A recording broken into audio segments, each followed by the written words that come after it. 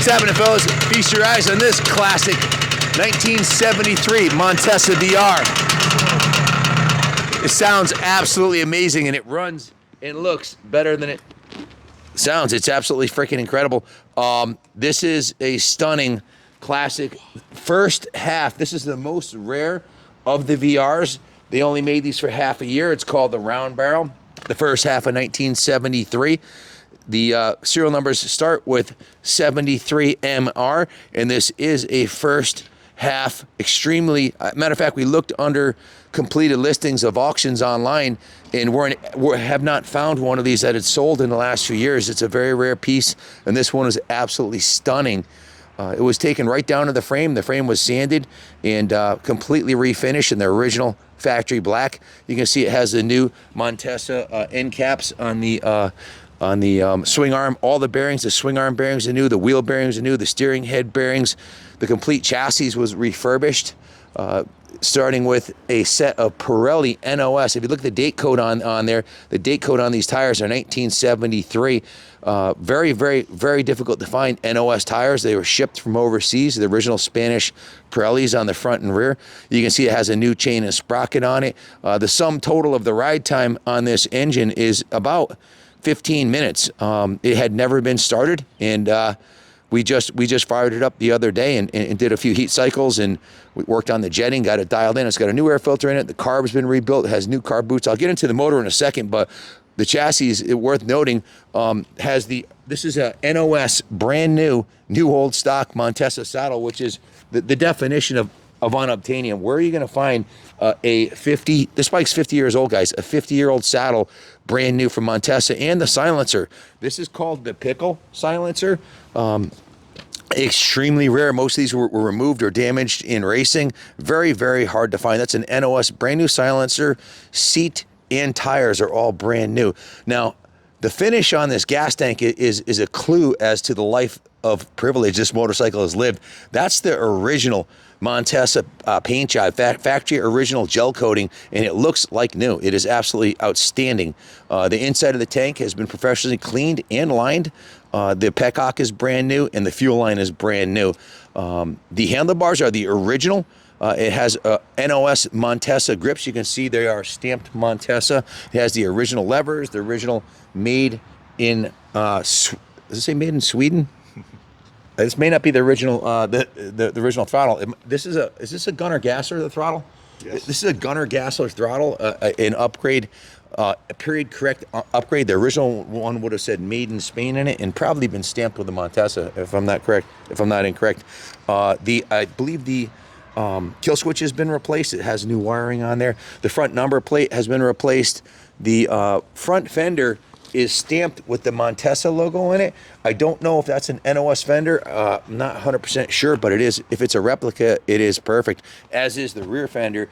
Very cool finish on they're like a matte slash semi-gloss plastic finish with a neat grain in it with the Montessa stamped into it. The Spanish manufacturer is very proud of the product. You see the Montessa logo all over the bike, on the engine, on the axle, all over the bike.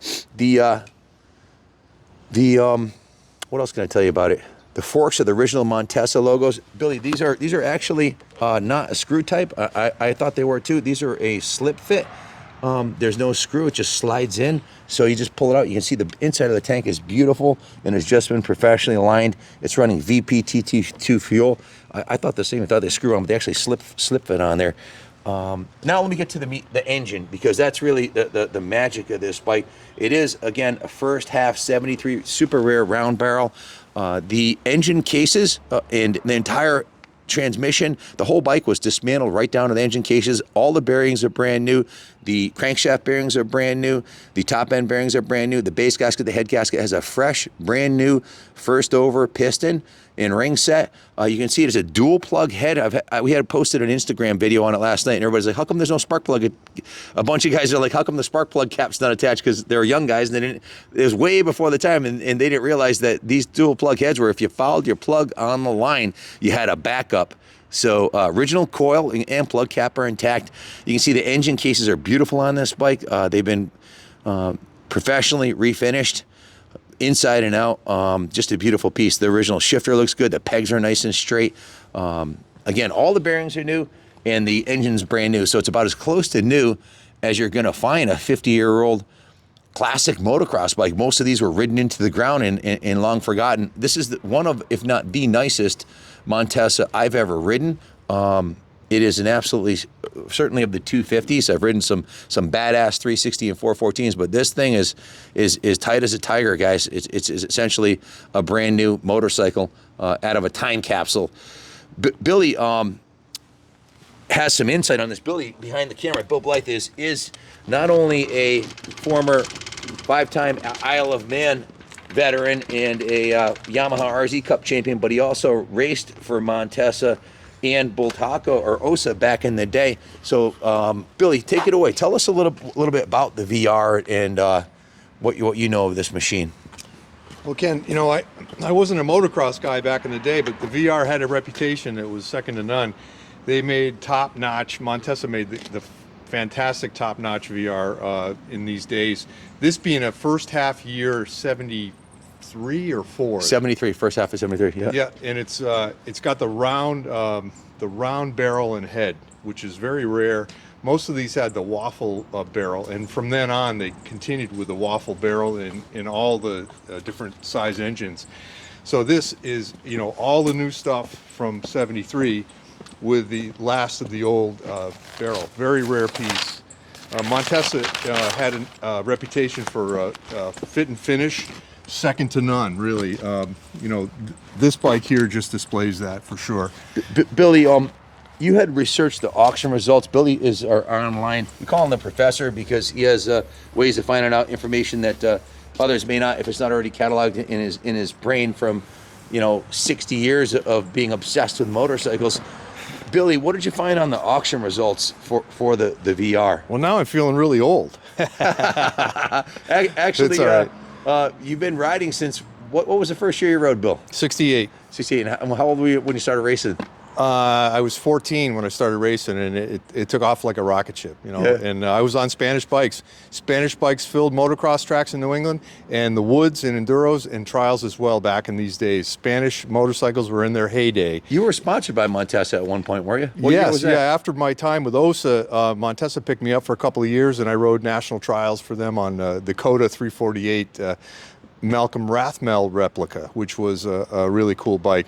Same idea, same fit and finish. You know, the parts on the bikes were second to none. Now, the VR was a replica also. Tell us about that. Yeah, the Vernon replica. The fellow's name was Kalevi Vernon, and he was a top pro motocrosser in world motocross in Europe.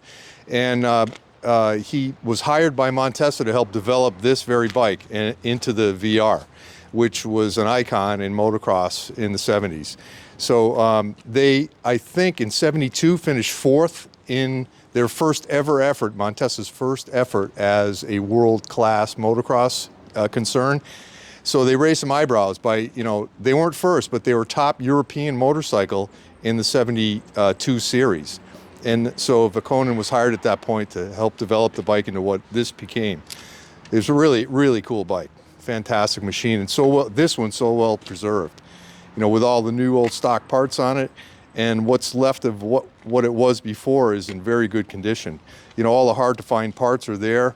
You know, the chain guides and the brake pedals, all those things. The foot pegs show I think show very well. The foot pegs don't show a lot of signs of wear. You know, the rims are straight. They're beautiful Acront polished aluminum rims. You know, Montessa's own forks and Telesco rear shocks are still in place, which is really cool that, you know, these survived the test of time. Fantastic machine. But looking at auction results for similar bikes with the waffle fin cylinder and head, which is more common, making this, you know, more rare. You know, I saw auction results on the high side of $15,000 for this is a Capra VR250. Capra was Montessa's model name. The VR was the Vernon replica. So at $15,400, and another at $14,300, $14,850, $850, I'm sorry, and an $11,000. So that's just a few auction results I found for bikes that were comparable to this one. So it's really quite an interesting and very valuable motorcycle. And rare, might we add? Yeah. Yeah, and very rare, especially since, you know, this is a split year bike.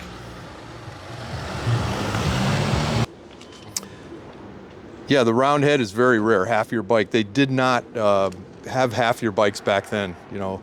And I like the twin plug head. It served more than one purpose. For motocross, if you followed the plug on the starting line, you could switch over to the other. For enduro, you could put a compression release in, and when things got a little hairy and the brakes got wet, you can use the compression release to either shut the engine off or slow the whole vehicle down. I love the way those sound. They sound so cool. Yeah, a sound from a blast from the past, I guess you'd call that. Billy, check this out. See this? The numbers on the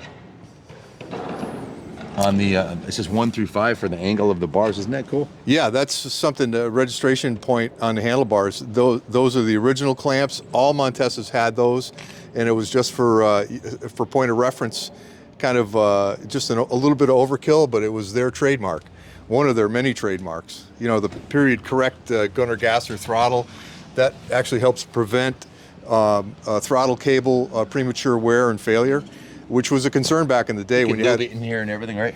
That's right. You can get at it really easy with just you know, a pocket knife or a screwdriver, and you can change the throttle cable if you needed to. The fact that the chrome on the handlebars isn't perfect to me is to have the original handlebars on a 50-year-old dirt bike is absolutely ridiculous. That's amazing. And these, you know, Spanish handlebars had a reputation for being made of butter. You know, they would bend real easy. You could bend them back by hand. And the chrome, I swear to God, they painted right over. I mean, they chromed right over dirt. They didn't. They didn't prepare. The chroming was one of their shortcomings in Spain at the time. I'm sure it's different now, but the fact that it's still on there is remarkable. Yeah, that'd be perfect. It has some patina, but those are the original bars. Truly has remarkable. this original paint job, which is just unbelievable. And that shows back in the day, the handlebars were wider than the rider's shoulders. You know, you'd be riding like this, you know, crazy out wide, and you don't get any real leverage that way. Now the bars have shrunken and, you know, much different today. But back in the day, that's what you thought. More leverage gave you better speed, I guess. I don't know. But this is a remarkable motorcycle. And, you know, some really fragile things on here. One being the chain guard. That plastic is extremely fragile. These were the first thing to go usually on. This one's in mint condition. Yeah, it's That's really, actually plastic. I thought it was metal. It's plastic, and it's I'll be son of a gun. very hard plastic, which is brittle. So to have that ones in the survive. auctions still had. I don't think they even had them on there. Yeah, I did see that at least one of them did have it, and so it's really pretty remarkable. And this bike is from back in the day. You know, the Spanish manufacturers like Montessa, Bultaca, Ossa were all mandated by the Spanish government to have only Spanish components on their motorcycles. So if it was a Pirelli tire from Italy, they had to license to produce the Pirelli tires in Spain. So these are Spanish Pirellis. And Bill, let me ask you a question. Yes. Did the American Pirellis say Campagnana Espinal Revilla MT, or is that because it's written in Spanish on the side? Yeah, that may be. Just a Spanish. It would say versions? made in Spain under Pirelli right here. Does it? So This is a Espinal Sevilla MT. That's a model number. I think the American ones, that's written in English, isn't it? Yeah, most certainly would be a different model name. That's absolutely Spanish. Where do you even find a set of 50-year-old NOS tires? I have no idea. Because these have no dry ride on them. They're like they were kept in a hyperbolic chamber for 50 years or something. It's just remarkable. Right, really, a hyperbolic chamber. Because normally they're all dry rotted and everything. You know, these look fresh. And the date codes, I checked the date codes. One's a 73 and one's a 74. That's really amazing. You know, that big lug tire, this motorcycle had enough power to actually spin that tire. Oh, hell yeah. That was the biggest tire you could get back in the day. And I don't want to beat on it because the top end's brand new, but it felt like it would just keep on revving, you know? Yeah. They had long legs. Montessa had great reputation for really good mid to upper range in the motor, in the power and the pulling, and they definitely did, no doubt about it. The first half of the exhaust is original. The pickle silencer on the back is an NOS. It's brand new, and the original. That's the original factory exhaust on here. It does have a couple dings in the bottom, which is, you know, the first time you take it in the woods, it would, but that's original and it's in remarkably good condition. Just to recap, brand new engine. Everything else on the bike is super fresh, and it's a really clean original. Check the auction results and call us. You know, check the online auction results that you'll see from previous ones that had sold. The median value is very high. This one's done. I mean, to do a frame off and split the cases and refinish a bike completely, you're looking at anywhere on the low end, 65, 70 hours labor, and it's not hard to top 100, 120 hours labor. Look at current shop rates and multiply them. Takes, let's say, 75 hours times $100 shop rate. You'd pay a shop you bought a barn find in and wanted to frame off, you're going to have a $7,500 service bill plus all the parts, and to find NOS parts. That's why these are auctioning off for well north of 12. They're in the average value, if you added all 5 of those auction results up and divided it by 5, it's probably about 14,000. That's because it costs so much to restore one, you know, and the value is there, the core value of the bike. So you add up the value of a good core, the cost of all the parts and the labor and the time and the material, you know, and that's why they're selling for those big dollars. This one's done. It's been tested and tuned and primed and primed, and she's ready for the showroom floor. It's going on the 3rd floor of the New England Motorcycle Museum. If you want to come take a look at it, we'll be here. Give us a call, 860-454-7024. It will be on display in the museum until it finds a new home. Thanks for watching. As always, God bless America, and God bless Spain for producing such great kick-ass machinery. classics like this. That makes my life so fun. Have a great day.